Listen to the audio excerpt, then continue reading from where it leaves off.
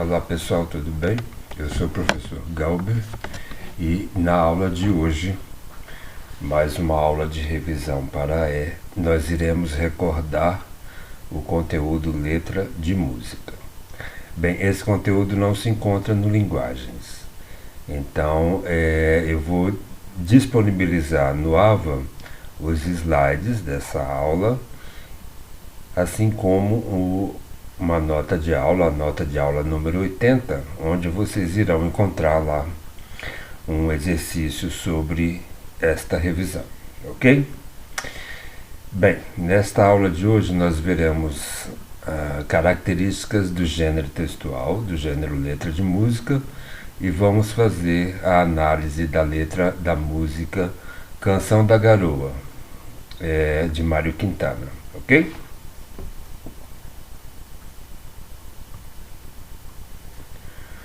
Bem, características do gênero.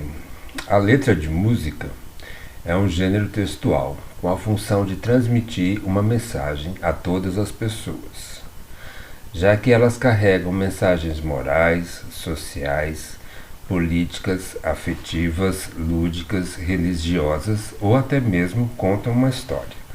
Bem, então o gênero de letra de música é talvez a unanimidade entre as pessoas, né? Quem não gosta de música?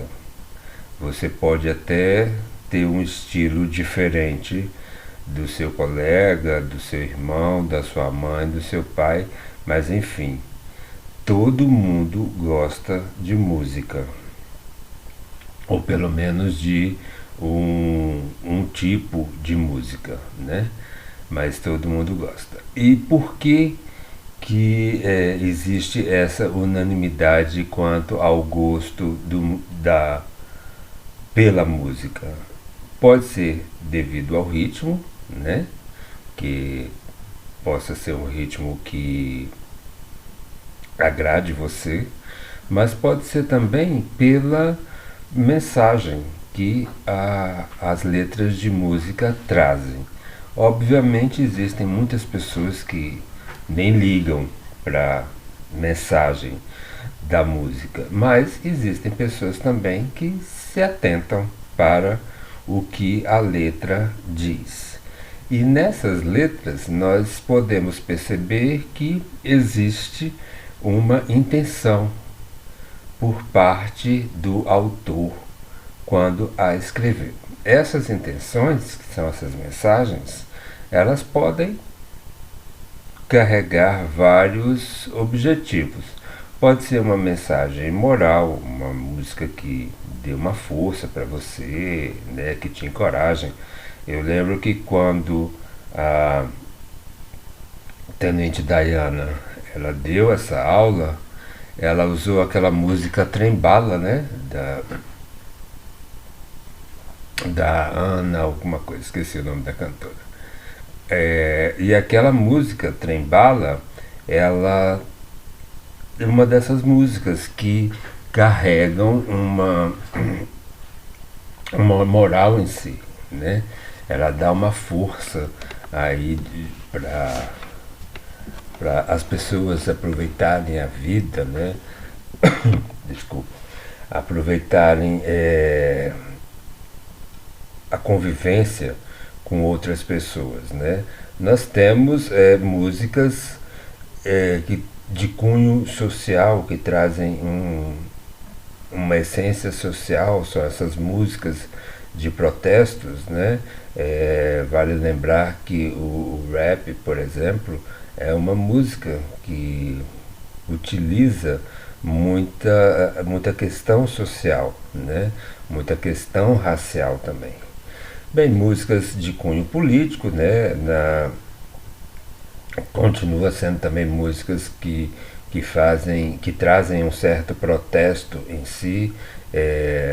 Músicas afetivas são as músicas românticas, músicas lúdicas, principalmente as músicas infantis, né?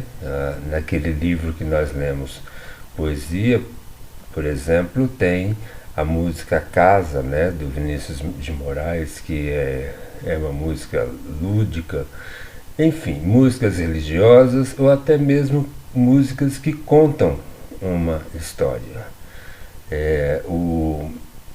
Aquele grupo Legião Urbana, por exemplo, o compositor Renato Russo, ele gostava muito de músicas narrativas, né, que contavam histórias. Então, ele tem, por exemplo, a música Eduardo e Mônica, que ele conta a história do relacionamento amoroso desse casal desde o início, né?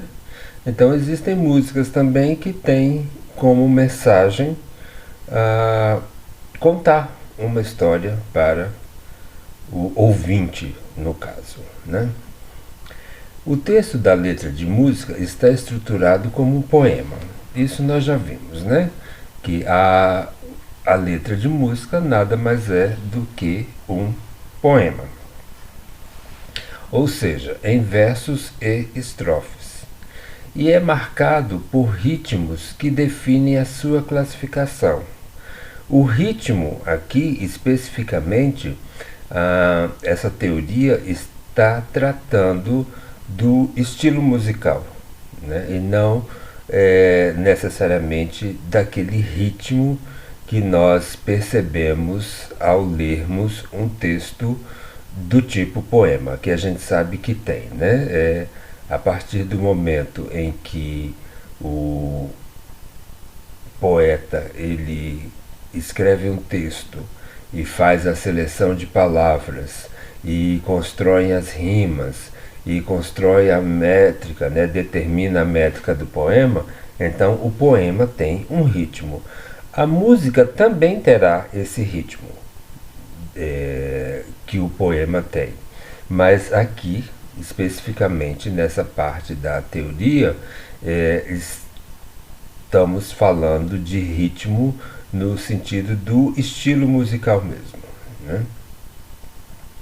Então, esse estilo musical pode ser o rock, o samba, a música popular brasileira, conhecida como MPB, o jazz, o rap, desculpa, o gospel e tantas outros estilos, né?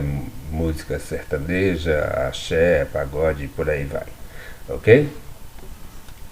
Mas esse ritmo aqui, ao qual a teoria se refere neste momento, seria o ritmo de acordo com o estilo musical. Mas nós vamos ver também que a letra de música contém esse ritmo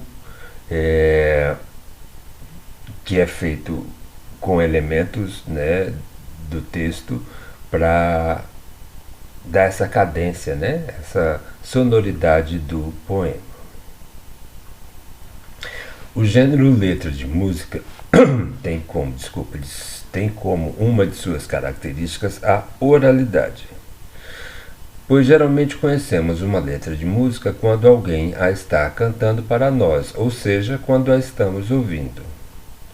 Porém, elas podem ser transcritas para serem publicadas em livros, revistas especializadas, aquelas com as cifras, e sites da internet. Bem, então o que é essa característica da oralidade? Quando nós nos deparamos com um poema, que geralmente eles estão em livros, né? E nós lemos o poema, não necessariamente nós precisamos de declamar o poema para que ele seja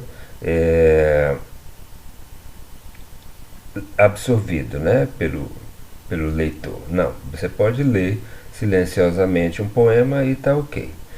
A música, ela até pode ser lida, né? Mas para ela ser melhor apreendida pelo ouvinte, é melhor que ela seja cantada, ok? Então essa é uma característica muito importante da música, essa oralidade, esse fato de que para nós conhecermos a música, nós precisamos ouvir a música. Muitas das vezes, quando nós lemos uma música, nós não temos nem a noção, né, de que música seria aquela. Quando nós a ouvimos, aí nós nos atentamos, essa música eu conheço e tudo, ok? Então essa é uma característica muito importante. Mas isso não quer dizer que a música não possa ser transcrita, né? Obviamente elas são transcritas, elas aparecem em livros como essa música que nós vamos estudar, analisar, em revistas especializadas. Quem toca aí violão sabe que há revistas em que as letras de músicas trazem as cifras, né? Para você tocar no violão. Sites da internet, hoje em dia há muitos sites que trazem as letras para você, né? Das músicas. A letra de música, assim como o poema, trabalha com os recursos expressivos, ou seja, aquelas figuras de linguagem, né? Aqueles fenômenos linguísticos que nós conhecemos como figura de linguagens, e vimos alguns deles este trimestre. Com os tipos de linguagem também, então a música trabalha com essa variação da linguagem conotativa ou da linguagem denotativa, né? Com a métrica, que seria aquela separação dos versos em sílabas poéticas. Essa métrica pode ser uma métrica fixa ou não. Pode ser uma métrica livre também. Não necessariamente as músicas, assim como os poemas, têm que ter rimas. Com as rimas ficam mais melódicos, né? Mas sem as rimas também tem o seu valor. Com as rimas regulares ou não, acabamos de falar, mas tem no ritmo a sua marca essencial. Ou seja, aqui a pessoa que fez essa teoria aí está tratando do ritmo do poema, né? Mas continua sendo o ritmo um elemento muito essencial mesmo na música, tanto o ritmo da poesia quanto o ritmo da melodia, né? Tanto o ritmo do poema quanto o ritmo da melodia, que podem ou não coincidir, né? Pois o discurso é organizado com a intenção de causar prazer a quem ouve.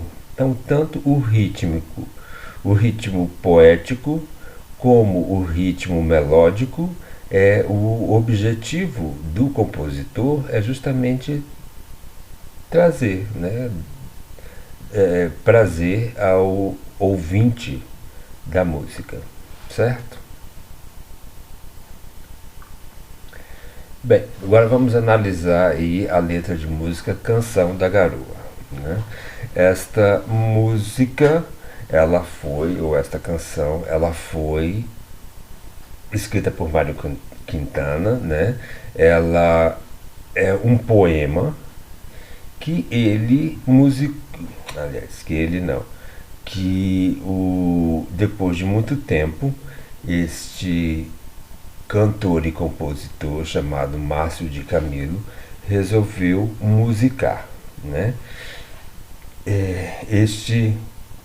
Esta música agora, ela faz parte desse projeto educativo chamado Crianceiras, né?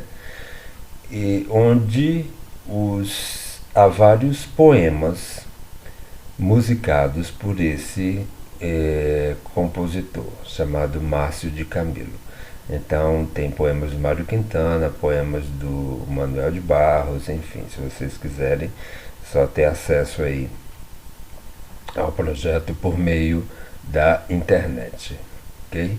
Bem, vários poemas já foram musicalizados e viraram canções, né? Então, além desse Canção da Garoa, nós temos poemas da Cecília Meirelles também que foram musicados, poemas de outros poetas, de poetas estrangeiros. Então, a musicalização dos poemas é uma técnica, né, bem difícil, porque quando você escreve uma música ou compõe uma música, você praticamente já simultaneamente faz letra e música, né? Com um poema pronto já é um pouquinho mais difícil.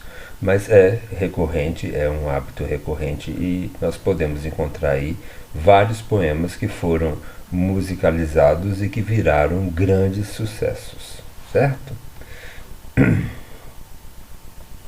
Canção da Garoa, Mário Quintana. Em cima do meu telhado, pirulim, lulim, lulim, um anjo todo molhado soluça no seu flautim.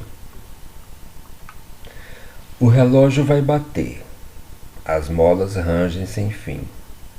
O retrato na parede fica olhando para mim. E chove sem saber por quê. E tudo foi sempre assim. Parece que vou sofrer. Pirulim, lulim, lulim. Vocês devem lembrar deste poema porque ele fez parte da coletânea chamada Poesias, do livro chamado Poesias, né? E que foi objeto da nossa leitura e foi objeto de avaliação de uma das nossas APs. Então esse livro está presente aí, esse poema está presente no livro Poesias, do qual nós já fizemos prova. E acredito que muita gente não sabia que ele é uma canção, ok? Então vamos fazer a análise dessa letra. Bem, quanto à estrutura, né, quanto ao formato do texto, o texto da letra da música Canção da Garoa está estruturado em 3 estrofes e 12 versos. Então você já sabe identificar as estrofes, obviamente, por causa do estudo do poema, e os versos também. Então nós temos 3 estrofes e 12 versos, ou seja, 4 versos em cada estrofe. Quanto à métrica, lembrando que a métrica é a parte da poética que estuda o número de sílabas de um verso, né? E este trabalho de separação do verso é chamado de escansão. Então, os versos classificam-se como heptassílabos, ou seja, contém 7 sílabas. Eu dividi o primeiro verso aqui, mas quem tiver interesse e quiser separar os outros versos dessa canção da Garoa, vai perceber que todos os versos têm 7 sílabas, certo? Então nós temos aqui em cima do meu telhado. Aí alguém pode dizer, nossa, mas se nós contarmos aqui, 1, 2, 3, 4, 5, 6, 7, 8, tem 8 sílabas. Lembre-se de que quando a gente faz a escansão de um verso, nós consideramos até a sílaba tônica. Como telhado é uma palavra paroxítona, então a contagem vai até esta sílaba aqui, o lhá. O do é desprezado porque ele não é a última sílaba tônica do verso, ok? Então aqui nós temos 7 sílabas. Se vocês contarem os outros versos e o fizerem de maneira correta, vocês vão identificar também que os outros versos contêm 7 sílabas. Quanto às rimas, né? As rimas, que são aqueles efeitos sonoros, né? Concebidos por meio do agrupamento, da seleção de palavras, né? Que coincidem aí com a terminação sonora. Então as rimas são do tipo cruzadas ou alternadas. Nós vemos que há vários tipos de rimas aí e que algumas rimas elas têm um esquema rímico ou rítmico, né?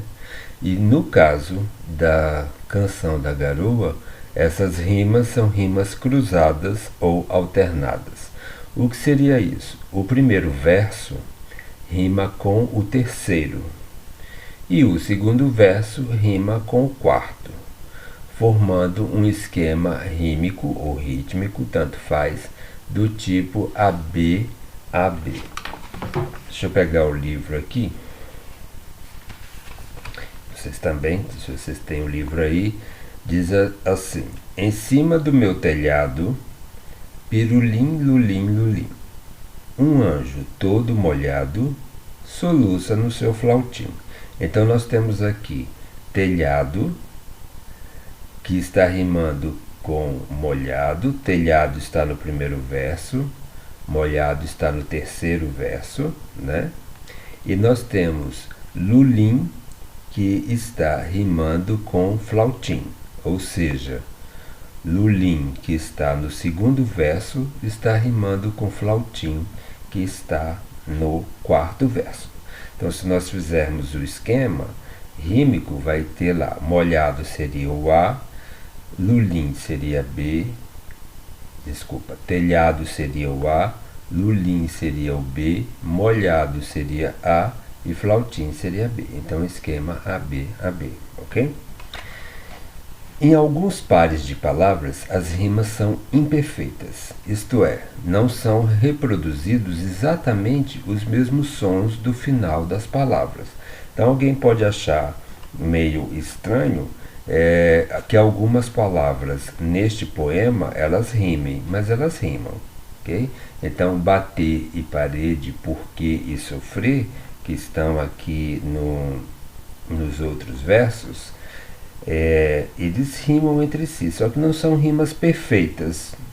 Aquela rima que o som é exatamente o mesmo. Elas são rimas imperfeitas, porque são palavras que têm uma semelhança entre si, mas não uma identidade sonora entre si, ok? Quanto aos recursos expressivos são as figuras de linguagem, né? São aqueles fenômenos fenômenos linguísticos que o poeta se utiliza para criar as imagens literárias, né? E isso é feito, obviamente, com a linguagem conotativa. Linguagem denotativa, isso não seria possível, mas por meio da linguagem conotativa, você pode criar esses recursos expressivos aí, que nós aprendemos alguns, que são chamados de figuras de linguagem. Bem, um deles é a onomatopeia, que nós estudamos, é a reprodução do som de um determinado ser.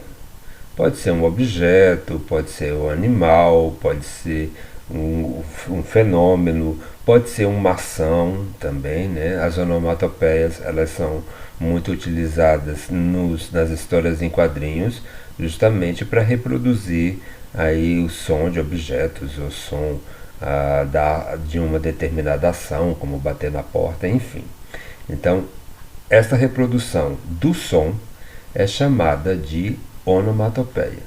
E nós encontramos onomatopeia justamente aí nesse verso, pirulim, lulim, lulim, que seria o segundo verso do poema, né? Esta onomatopeia, de acordo com o poema, ela se refere ao som do flautim, né? Do anjo. E nós poderíamos entender também que este som seria dos pingos da chuva, da reprodução dos pingos da chuva. Nós vamos ver por quê, certo? Personificação é a atribuição de ações típicas de seres animados a seres inanimados. Então, quando você atribui a um ser inanimado, né, um objeto, por exemplo, uma ação proveniente de um ser animado, de um ser que tem vida, né? Pode ser do ser humano, mas pode ser também de um animal, enfim. Né? Você está aí fazendo uma personificação, certo? Nós temos a personificação neste exemplo. O retrato na parede fica olhando para mim, ok? Então, o retrato é um ser inanimado que está grudado lá, pregado na parede, e ele não olha para ninguém, porque os olhos do retrato não têm essa função, né? E eles são parados, né? Mas aí, na visão do eu lírico, parece que o retrato que está na parede está olhando para ele, certo? Metáfora é a comparação implícita entre seres, né? Aquela comparação que não usa conectores como o como, por exemplo, mas existe uma comparação. No texto, quando ele diz um anjo todo molhado soluça no seu flautim, olha, anjo molhado nos sugere água, obviamente. Soluça nos sugerem choro, né? E flautim nos sugere aí um instrumento que emite um determinado som. Então, esse anjo molhado tocando seu flautim poderia ser a metáfora da chuva. O eu lírico aí que foi criado pelo poeta, né? Obviamente, ele está fazendo uma comparação da chuva como se fosse um anjo que tocasse o seu flautim, né? Por isso este som, né? Assim como a poemas em que a gente vê o trovão, né, como também sendo uma metáfora de anjos que tocam as trombetas, né, e provocam o trovão. Então a chuva, o processo, o fenômeno da chuva no texto foi implicitamente comparado a um anjo tocando a sua flauta aí, né? Por isso que a chuva ocorre, por isso que o pirulim, lulim ali seria o som dos pingos, que também no texto representa o som do flautim. Então a chuva aí seria comparada a esse ação do anjo, né? Seria uma decorrência dessa ação. Quando a interpretação, a canção sugere a solidão de uma pessoa que se encontra sozinha. Só um momento, eu vou voltar aqui, só para me certificar. Tá, ok. Então, a canção sugere a solidão de uma pessoa que se encontra sozinha em casa, num dia de chuva, e se põe a escutar o barulho dos pingos e a observar os objetos que estão presentes na residência. Isso é muito comum, né? Muita gente não gosta, eu, por exemplo, não gosto de dias chuvosos porque eu tenho que ficar em casa e geralmente a gente não tem muita coisa para fazer senão ficar deitado assistindo televisão ou jogando, enfim, você fica meio que condicionado a estar dentro da sua casa. Lógico que você pode sair também caso você queira, mas a maioria, se for uma chuva torrencial, prefere ficar em casa, né? E quando você fica em casa, talvez você se sinta sozinho, né? Dependendo do ambiente da sua casa, talvez você se sinta sozinho. E é o caso do eu lírico aí, da canção da garoa, né? Ele pode estar sozinho em casa, ele pode estar se sentindo sozinho. Então ele se põe a observar, é um momento de reflexão. Então ele para ouvir a chuva, ele começa a observar os objetos que estão na casa dele, tanto que ele fala que o relógio vai bater, as molas rangem. Então ele fica mesmo atento aos objetos que está em casa. E a gente pode perceber que essa presença do anjo molhado no telhado da casa, tocando uma flauta como se fosse um soluço, né, essa solidão desse anjo, que na verdade é o processo da chuva, né, a solidão da chuva, se assemelha muito à solidão que este eu lírico está sentindo em casa. Então seria um momento de estar sozinho consigo mesmo em decorrência dessa chuva, né? Bem, na última estrofe percebe-se o conformismo do eu lírico quanto àquela situação a qual ele condiciona o seu possível sofrimento. Então, na última estrofe, ele diz assim: e chove sem saber por quê. Por que a chuva cai, né? Ele não sabe. E tudo foi sempre assim. Parece que vou sofrer. Pirulim, lulim, lulim. Então, o fato de estar sozinho em casa, parece que esse sofrimento dele não vai acabar nunca, né? Então tem um certo conformismo aí com essa situação, ok? Bem, obrigado e até a próxima aula.